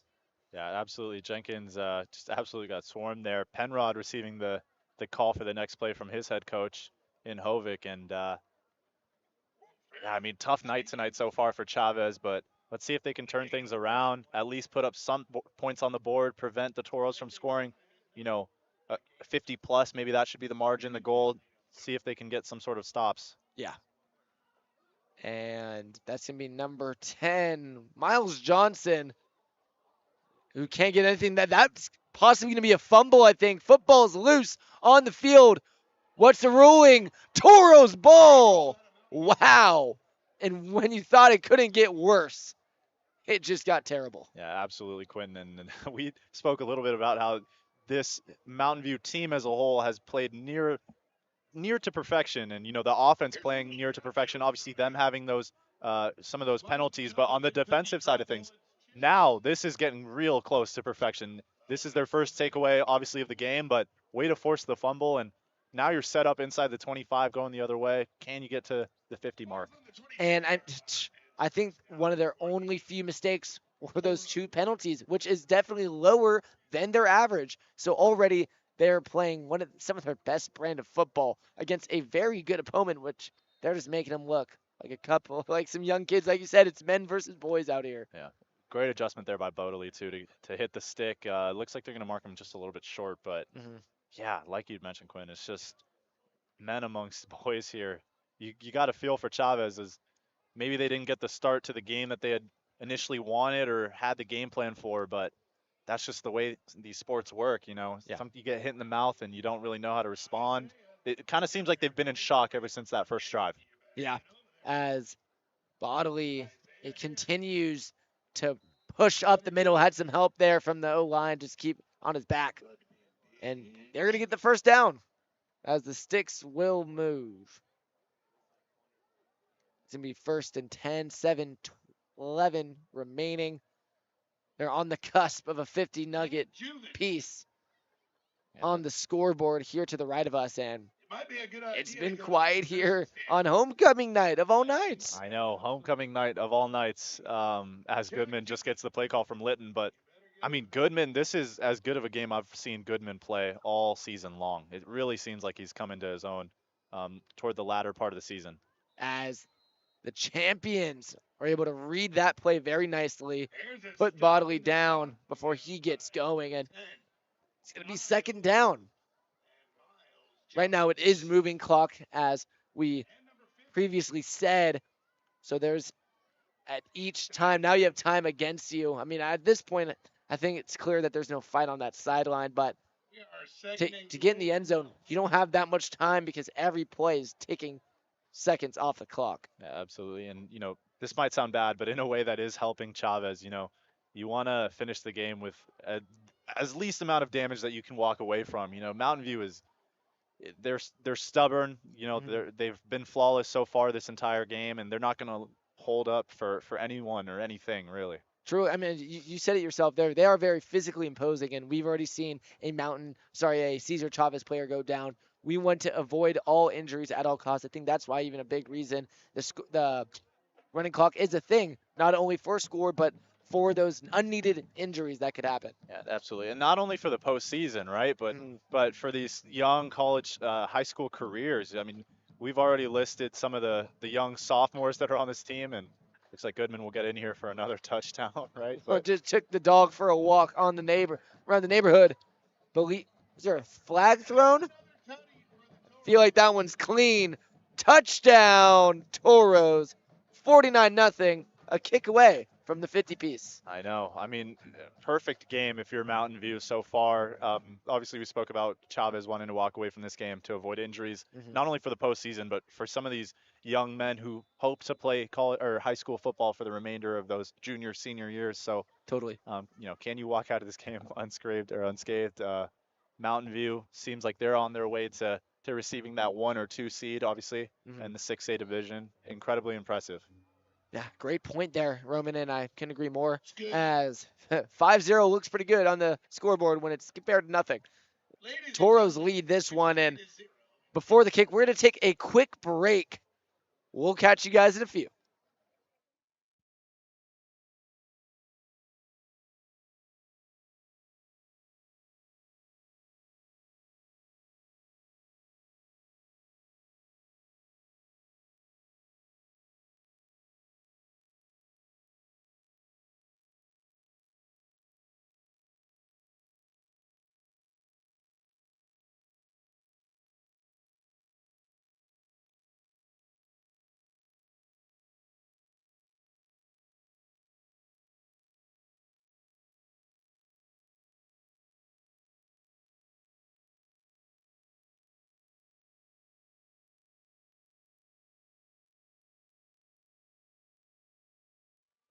And welcome back, everybody. Varsity Sports Show on the call. Quentin Presley, Roman Martinez here, Friday Night Lights in Levine, Arizona. Toros just achieved the 50-point mark as it is a skunk right now. And Cesar Chavez just got it and really doesn't know. Whittleberry does not know where to go. Taken down at the 15. Yeah, defenders on all sides there really preventing Whittleberry from getting a larger turnoff. And like you'd mentioned, Quentin, they got to the 50-point mark. Now what to do for Mountain View? I mean, this is not the first time that they've put 50 points up this season. I know that you're looking it up now. I mean, what's the highest amount of points that they've put up so far this season? So actually the most amount of damage that they were able to accumulate was 65 points against Valley Vista. That was a crazy game. They allowed 26 points in that one, but their most points in a shutout, that's going to be 54 points, which they definitely have the potential to overcome. Yeah. Oh, here's Jenkins on a beautiful run. But yeah, it's very much seems like Mountain View is on their way to hitting that 54 mark and exceeding that shutout score line. But who knows? Maybe they'll get to that 65 as well. That's only 2 scores from now, maybe with a 2-point conversion as well, which we've already seen them convert on tonight. So definitely exciting. And if you're Chavez, good first down pickup here. Yeah, definitely. I think Jenkins has been impressive here tonight. That's one of the brighter sides of their football program. Jenkins has produced over 700 yards and 7 touchdowns as a senior running back, so he is experienced, but he's been one of their low amounts of positivity here in this blowout. I know. It's real tough, especially for Chavez. You're at home, homecoming night. It's difficult, all the pressure on you with these home fans, and, they just announced homecoming court. So much going on. It's a tough matchup to have on homecoming, pretty unfortunate. And another just absolutely great defensive masterclass right there from the Toros. And I think they definitely deserve the game ball here as a unit. Their secondary has been elite, allowing really no receptions in the air. And that defensive line has been dreadful for the champions. It's just layers on layers on layers of, big body guys. Really, the defensive line is filled with 6'2", 6'3", 200-pound guys. These guys are in high school. I mean, I don't even weigh 200 pounds yet. You know what I mean? Like, that's crazy. And then when you pass the first line of defense, then you're faced with those linebackers who will just absolutely chase you down, impeccable with the run game. And then they obviously have a talented cornerback and safety as core. Enrod airs it out right there.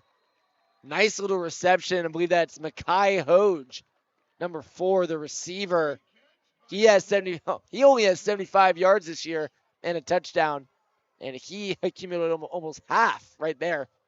Great little catch and run for Hoge. Yeah, and Penrod missed him earlier on that same play earlier in the first half, but it looks like they got their connection right, and that's the biggest pass play that they've had so far all game. Definitely. I mean, like you said earlier in, I think might have been the first quarter, Hoge broke free and Penrod just overthrew it by a few yards. That would have definitely broke away for a touchdown as he was gone. 30 seconds remaining. You know, time moves quick with a moving clock, and it almost seemed like only 2 drives, one each from both teams. But, yeah, this one is going to be over quickly as I feel like they might wait for this clock to run out. They might have enough time for one play.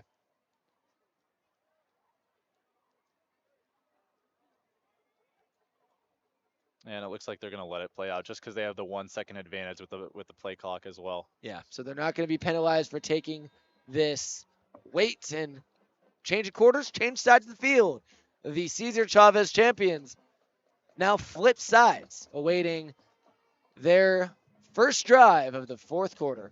Yeah, absolutely, Quentin. And I mean, let's see if Coach Hovick can really just help get this drive together, at least put up 1 touchdown for this home crowd who, you know, has showed out for them tonight, shown great support with the band as well. And yeah, just putting up at least something on the board. Yeah, will Hovick and the team figure something out? We'll find out in a few seconds. We're going to take a quick break. Catch you in a few.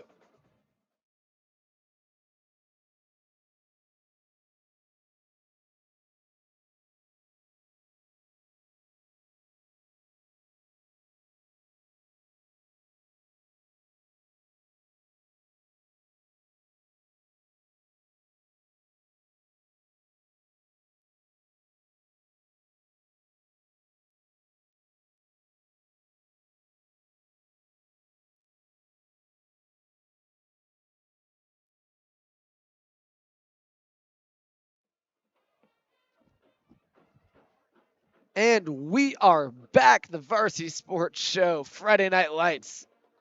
Quentin Presley, Roman Martinez, Mountain View, Toros, Cesar Chavez, champions. Toros up 50. Chavez on the run. That's Jenkins plummeting through the Toros defensive line, and he's able to move the sticks. Oh, he's just short of a first down. Good run there by Jenkins, taking that handoff just up the gut. And yeah, it seems like they're only going to have a yard to gain here on third down, third and manageable. And this is probably the best drive that we've seen them put together so far in the second half for the champions. Yep, and Jenkins has been pretty good tonight. It's be third and short. Penrod, way short of his receiver, Peyton Stokes. Seems like if you had a little bit of mustard on that one, that could have been 6. And I like the play call there by Coach Hovick. Obviously, all of the distraction, everything that's going on is happening on the right side of the field. So you have Penrod roll out to the right, fake it like he's going to toss it or hand it off to somebody on the right side of the field. And, you know, he readjusts, tries to find his wide receiver down the seam in the end zone, and just not too much juice on that football. Yeah, fourth and short. Obviously, they're going for it. Jenkins able to get it there. I believe so. Yeah, I mean, it looks like he got through. I don't know where they'll mark him. Seemed to me like he got it, but again, that's what you really need from your team if you're gonna. That's gonna be short. Wow. And the Toros, oh my gosh, it looks like there's a lot of bodies right there, and you know, a lot of collisions. Looks like the champions were able to secure the first down, but that's it. Toros secure the turnover, and it'll be Toros' ball with 10 minutes remaining. Yeah, interesting call there by the referees. Obviously, unfortunately, you see Jenkins limping off the field. Looks like he's going to be seen by a trainer. Hope to see that he's okay. Yeah. You know, a lot of this offense relies on him, but yeah, interesting call by the referees there. It seemed to me like he had gotten it, but you know, going the other way for Mountain View, and now they have their backup quarterback in. So we were kind of questioning when this would happen, you know, when's the switch, but here's the time, right? I think now is the perfect time. It's the fourth quarter. There's no reason to have Goodman in. And instead, you're going to have number 17, Brody Snyder, senior, which is funny. who sits behind the junior. But, I mean, Brady has been a stud, understandably. He'll get some PT tonight. Absolutely. Snyder looking to make a name for himself here, obviously senior year. And let's see what he can come up with in this last 9 minutes or so.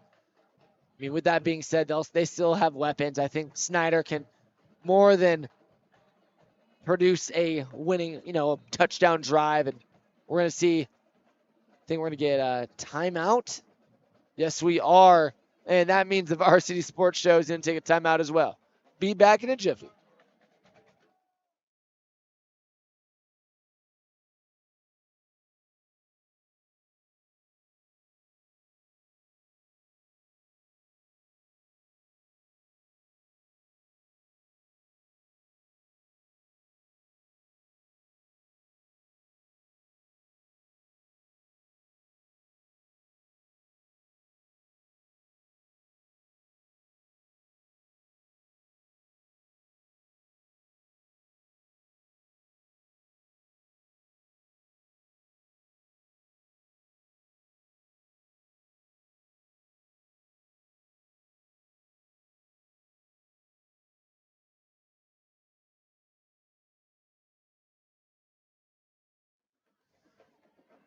Hello, ladies and gentlemen. We are back here tonight, and the Mountain View Toros are up 50-0, trying to accomplish their biggest blowout of the year.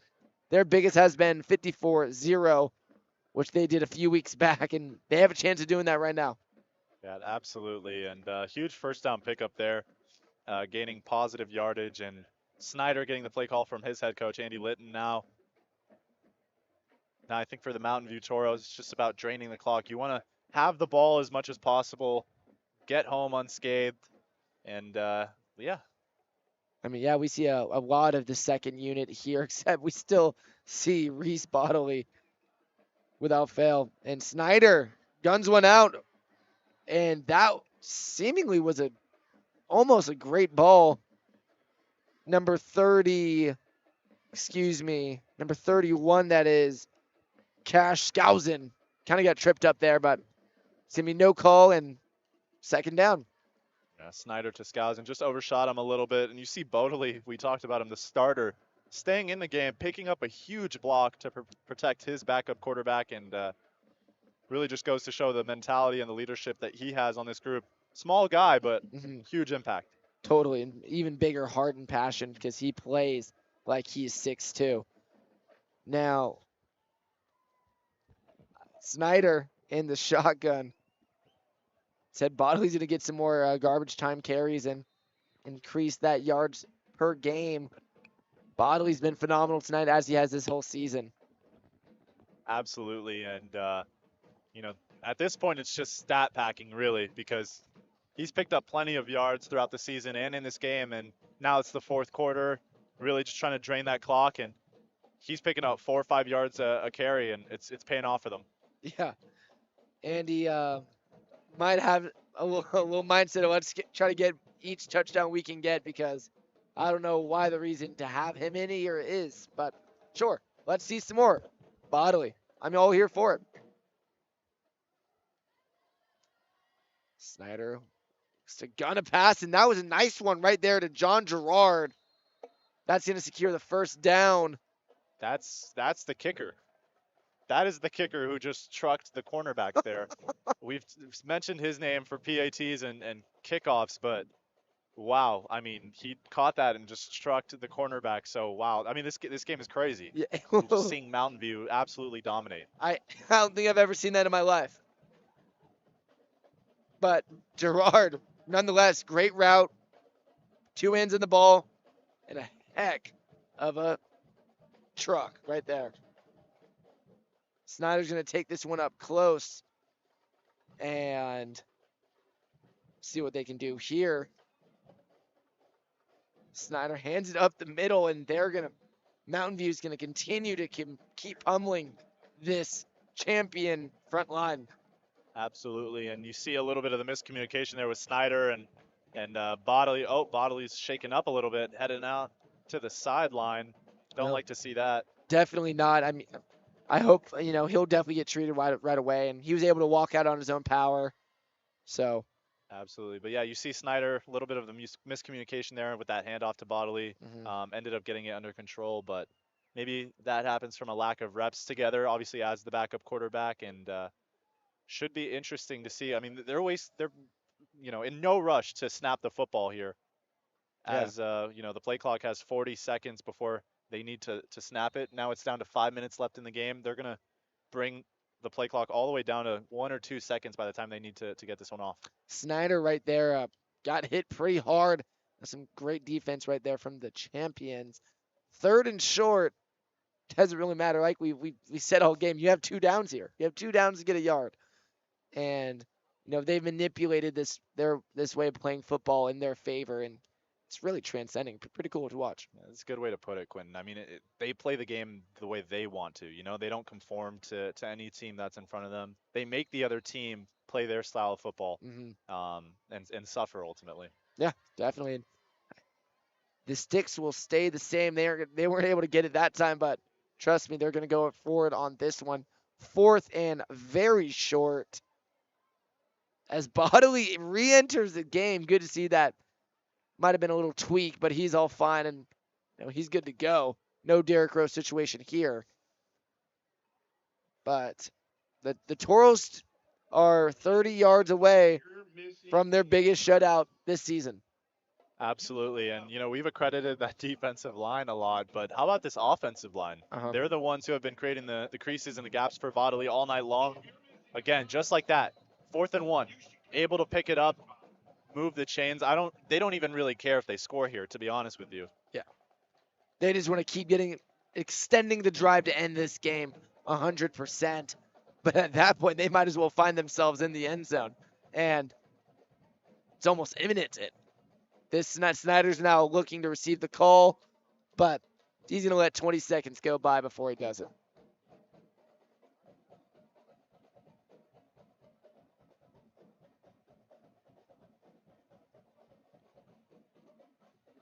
Snyder hands it off.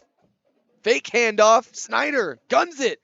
A little bit too high right there for the receiver. 31, we mentioned his name earlier, Aiden Sanchez. Sorry, there's 2 31s. Cash Skousen.